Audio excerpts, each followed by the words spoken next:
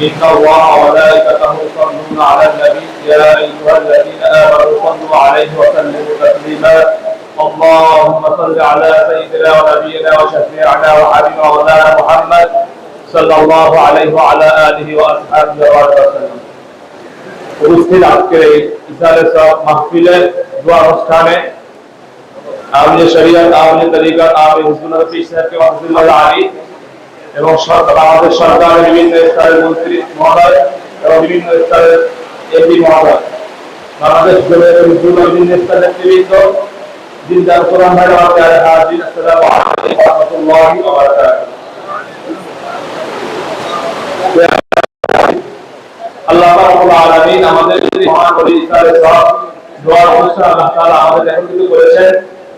আল্লাহ রাব্বুল আলামিন যেহেতু আমাদেরকে সৃষ্টি করেছেন অবশ্যই আমাদের আল্লাহ তাআলার কাছে আমাদের ফিরে যেতে হবে। আল্লাহ রাব্বুল আলামিন তার বান্দার জন্য যেটা খুশি ছিলেন খুশি হয়েছেন আমরাও তার সন্তুষ্ট আমরাও খুশি আলহামদুলিল্লাহ। প্রিয় হাজিরিন আমরা হযরত ঈসা কিবলার মহব্বতে তার ভালোবাসায় আজকে আমরা এখানে এসেছি কি বলে ঠিক করে যদি আমরা হযরত ঈসার মহব্বত করতে চাই তাহলে আমাদের সম্মুখে এখন নেই।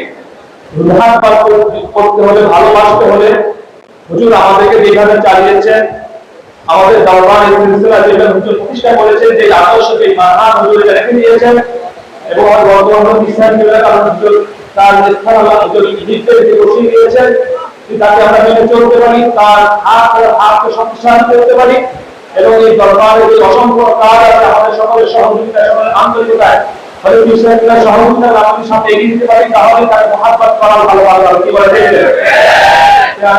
আল্লাহ রাব্বুল আলামিন আমাদেরকে এই মানহাজের সিলসিলায় আদর্শ লালন করে আমরা যদি জীবনের শেষ দিন পেতে পারি কারণ নবীদের ঘরেও কাফের জন্ম নিয়েছিল কি বলে ঠিক কিনা।